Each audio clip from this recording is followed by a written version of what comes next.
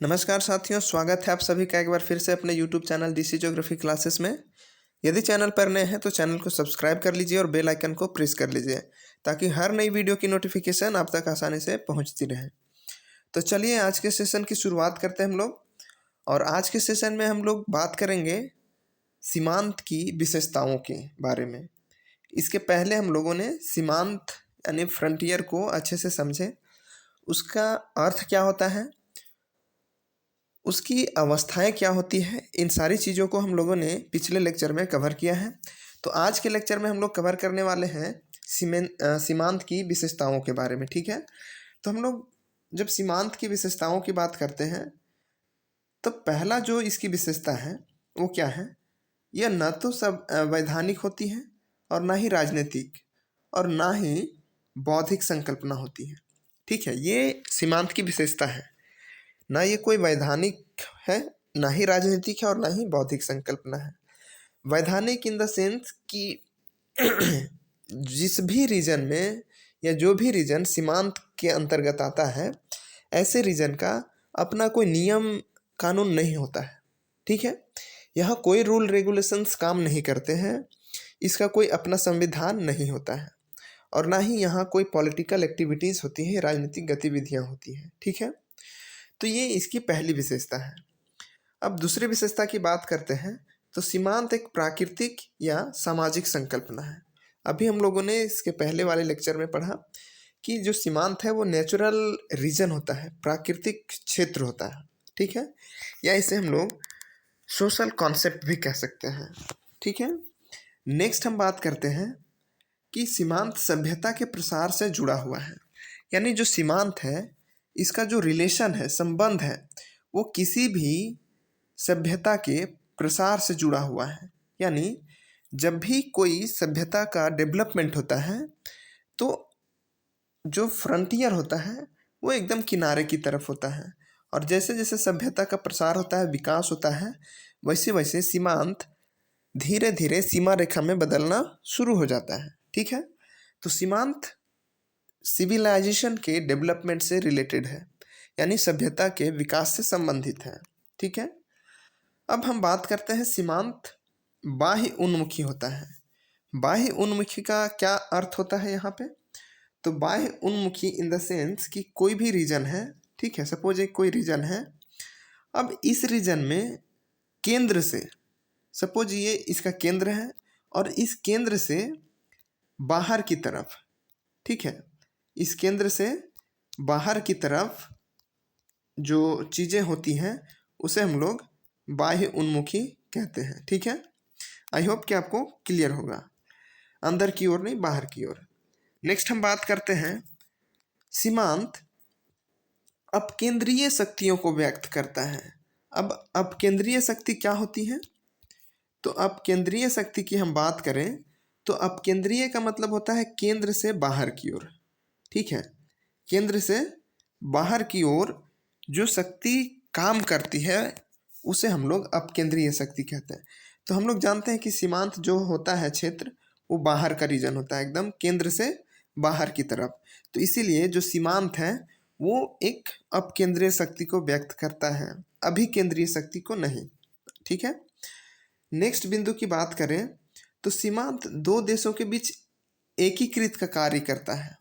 Suppose कोई दो reason है और दोनों रीजन के बीच एक फ्रंटियर है। ठीक है, ये फ्रंटियर है, तो ये जो फ्रंटियर होता है ये दोनों देशों के बीच आपस में संबंध स्थापित करता है, यानी बैलेंस क्रिएट करता है। ठीक है, तो इसीलिए कहा गया है कि सीमांत दो देशों के बीच एकीकृत का कार्य करती है। ठीक, अगले बिंदु की बात करें हम तो सीमांत दो भौगोलिक प्रदेशों, सीमांत दो भौगोलिक प्रदेशों के बीच संक्रमण क्षेत्र के रूप में स्थित होता है। ट्रांजिशन जोन, जैसे अभी हम लोगों ने देखा कि सपोज ये दो रीजन है, अब इस रीजन का केंद्र बाउंड्री जो है वो कुछ यहाँ तक है और इस केंद्र का जो बाउंड्री यहाँ तक है। अब ये जो बीच का रीजन है ना, जिसमें कुछ आपको विशेषताएं इस क्षेत्र का मिल जाएगा आपको और कुछ विशेषताएं आपको इस क्षेत्र की मिल जाएंगी। तो ये जो बीच का क्षेत्र होता है जिसे सीमांत हम लोग कहते हैं, ये संक्रमण क्षेत्र के रूप में होता है। ठीक है, यह क्षेत्रीय होती है और प्राकृतिक कारकों द्वारा निर्धारित होता है। यानी जो फ्रंटियर है, सीमांत होता है, ये रीजनल होता है, क्षेत्रीय होता है। ठीक है, और ये इसका डिसाइड कैसे होता है? तो ये नेचुरल जो फैक्टर होते हैं, प्राकृतिक जो कारक होते हैं, जैसे माउंटेन्स हो गए, रिवर्स हो गए, कोई मार्सी लैंड हो गया, कोई डेजर्ट हो गया, तो उसके द्वारा इसका डिटर्मिनेशन यानी निर्धारण होता है। ठीक है, सीमांत का संबंध भूतकाल से होता है। किससे? तो भूतकाल से, न वर्तमान काल से न भविष्य काल से। इसका संबंध जो होता है वो भूतकाल से यानी पास्ट से होता है। ठीक है, अब हम बात करते हैं, इसमें दो देशों की संस्कृतियों का मिश्रण देखने को मिलता है। जैसा कि अभी हम लोगों ने इस पॉइंट को देखा कि संक्रमण क्षेत्र कब होगा? जब दोनों क्षेत्र का यहाँ मिश्रण होगा तभी तो ये संक्रमण क्षेत्र कहलाएगा। तो सीमांत मिश्रण दो संस्कृति का मिश्रण होता है या दो देशों के संस्कृतियों का मिश्रण होता है। ठीक है, सीमांत दो देशों के बीच टकराव का कारण है। इंडिया चाइना का देख लीजिए, इंडिया पाकिस्तान के बीच देख लीजिए, जो सीमांत है, ठीक है, तो ये दो देशों के बीच टकराव का कारण है। अगर वहाँ बाउंड्री होता तो ये टकराव की स्थिति नहीं होती, लेकिन चूंकि वहाँ सीमांत है, न उसका अधिकार है न इसका अधिकार है, जिसके कारण ऐसे क्षेत्रों में टकराव की स्थिति ज़्यादातर देखने को आपको मिलती है। ठीक है, तो ये थे कुछ सीमांत की विशेषताएं। आई होप कि आपको क्लियर होगा। अगर समझ में नहीं आ रहा है तो एक बार फिर से वीडियो को देखिए और अपने आप से खुद से समझने की कोशिश कीजिए, और आप ये कोशिश कीजिए कि आप किसी दूसरे को समझा सकें, तब आपको जाके अच्छे से समझ में आएगा। ठीक है, एक एक वर्ड को आप तोड़ तोड़ के जब तक नहीं समझेंगे तब तक अच्छे तरीके से आपको समझ में नहीं आएगा।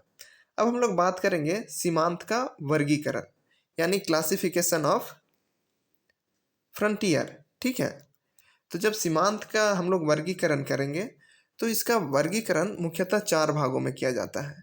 पहला है प्राकृतिक सीमांत, दूसरा है राजनीतिक सीमांत, तीसरा है नृजातीय सीमांत, और लास्ट वन इज ज्यामितीय सीमांत। तो इन चारों सीमांतों को हम लोग देखेंगे एक एक करके कि प्राकृतिक सीमांत में कौन सा क्षेत्र आता है, राजनीतिक सीमांत में कौन सा क्षेत्र आता है, नृजातीय सीमांत के अंतर्गत कौन से क्षेत्र आते हैं, और ज्यामितीय सीमांत के अंतर्गत कौन से क्षेत्र आते हैं। तो चलिए एक एक करके हम लोग चर्चा करते हैं। सबसे पहले हम लोग बात करेंगे प्राकृतिक सीमांत, जिसे हम लोग नेचुरल फ्रंटियर कहते हैं। ठीक है, तो क्या होता है?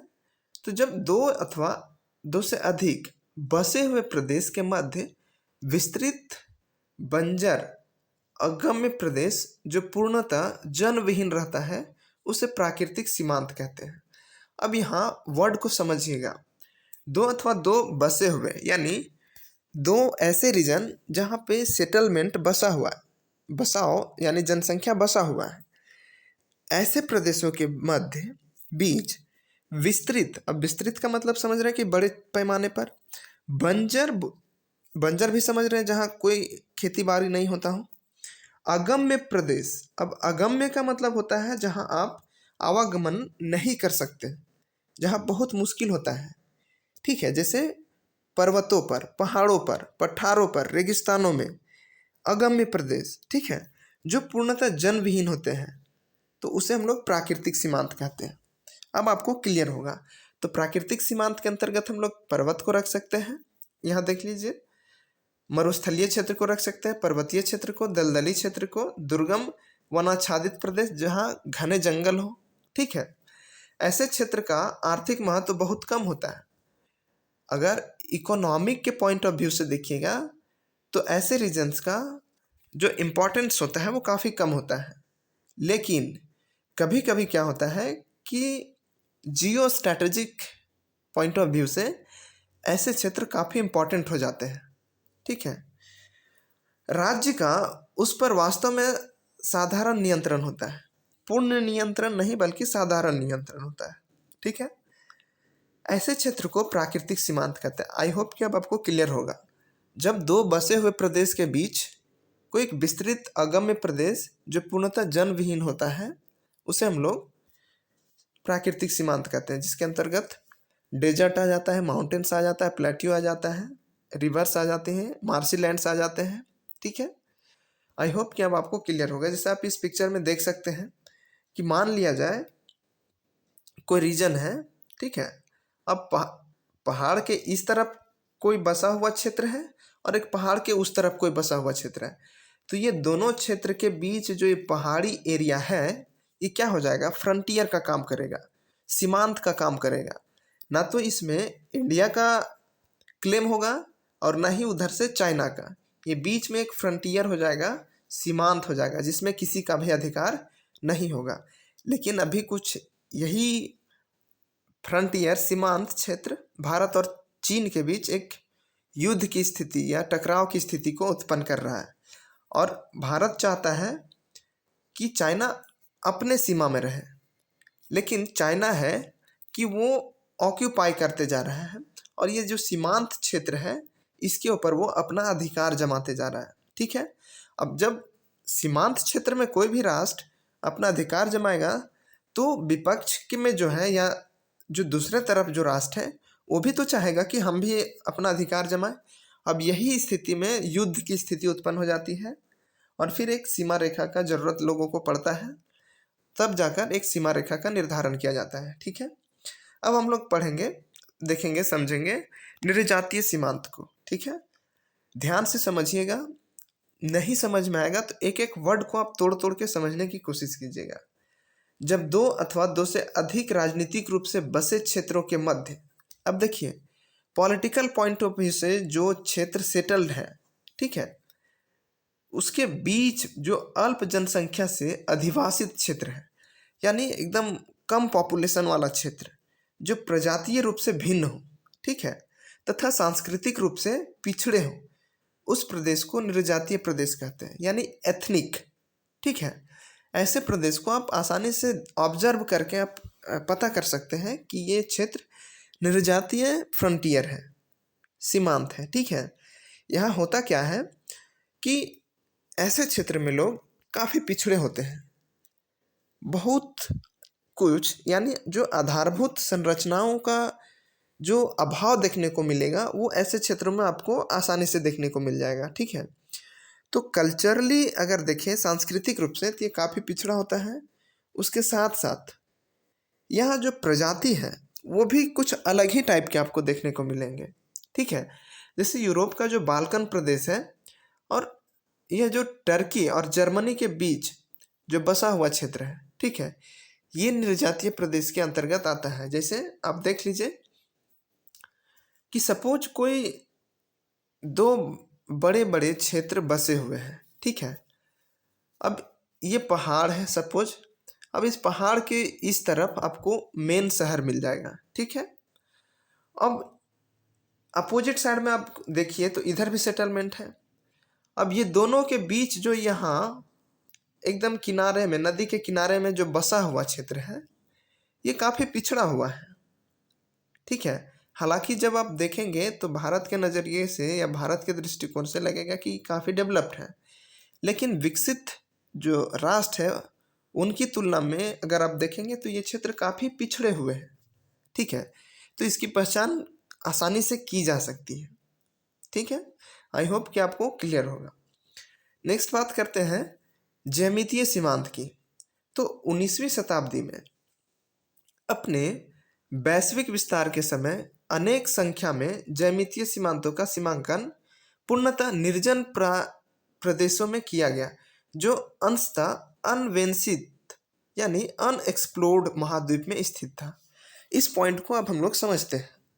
जो 19th सेंचुरी था, इसमें क्या हुआ कि पूरे ग्लोबलाइजेशन, जो वैश्वीकरण का जो दौर आया, उसमें जो एक्सप्लोर हुआ ना, जो विस्तार हुआ, ठीक है, तो कई सारे ऐसे रीजन थे जो अनएक्सप्लोर्ड थे, अनवेंसित थे, जहाँ खोज नहीं किया गया था, ऐसे प्रदेश का खोज नहीं किया गया था। जैसे अफ्रीका का बहुत सारे क्षेत्र ऐसे थे जो अनएक्सप्लोर्ड थे, जिसे खोजा नहीं गया था, लोग वहाँ नहीं पहुँच पाए थे। ठीक है, तो ऐसे क्षेत्रों में क्या होता था कि सीमांत जो होता था वो सीधी रेखा में होता था तथा इसे अनजान आंतरिक क्षेत्र में खींचा जाता था। किसी को कोई पता नहीं होता था कि कौन सा क्षेत्र कहाँ तक है। जब आप अफ्रीका का मैप देखेंगे तो उसमें आपको जो बाउंड्री दिखेगा उससे आप अंदाज़ा लगा सकते हैं कि ज्यामितीय जो सीमांत होता है, फ्रंटियर होता है, वो क्या होता है। ठीक है, अभी हम लोग आगे देखेंगे उसको। इसमें क्या होता है, क्षेत्रीय विशेषताओं और भौगोलिक वास्तविकताओं को पूरी तरह नज़रअंदाज किया जाता है। ठीक है, क्षेत्रीय विशेषता या रीजनल डिस्पैरिटी जो भी है उससे कोई लेना देना नहीं है, कोई मतलब नहीं है। और भौगोलिक वास्तविकता को पूरी तरह नज़रअंदाज किया जाता है। अगर मान लिया जाए कि कोई रीजन है, सपोज एक ये रीजन है, ठीक है, अब इस रीजन का इधर अगर मान लिया जाए कि पर्वत है, ठीक है, पर्वत, अगर इसका सीमांकन हो रहा है तो पर्वत को नज़रअंदाज करके इसको इस तरह से डिवाइड कर दिया जाएगा कि इधर नॉर्थ का पार्ट हो जाएगा, इधर साउथ का, एक देश इधर बनेगा, एक देश इधर बनेगा, कोई लेना देना नहीं था इससे। ठीक है, तो प्राकृतिक जो भौगोलिक परिस्थितियां होती थी उसको नज़रअंदाज कर दिया जाता था। ठीक है, ज्यामितीय सीमांत का अच्छा उदाहरण अफ्रीका महाद्वीप में देखने को मिलता है, जैसे आप इस मैप में देखिए। अब इस मैप में जब आप देखेंगे तो आपको समझ में आएगा कि देख लीजिए यहाँ का जो बाउंड्री है, सीमा रेखा है, वो कितना स्ट्रेट है। आप इस चीज़ को कभी गौर किए होंगे तो आपको शायद इस प्रश्न का जवाब नहीं मिला होगा, लेकिन इसका जो वास्तविक कारण है कि आखिर देशों का जो सीमा होता है वो तो टेढ़ी मेढ़ी होना चाहिए ना। ठीक है, लेकिन ऐसा तो अफ्रीका में नहीं है, बिल्कुल एकदम सीधी रेखा है। आप कहीं भी देख लीजिए तो एकदम जहाँ मन किया जैसे किया, यहाँ से सीधी रेखा में इसको विभाजन कर दिया है।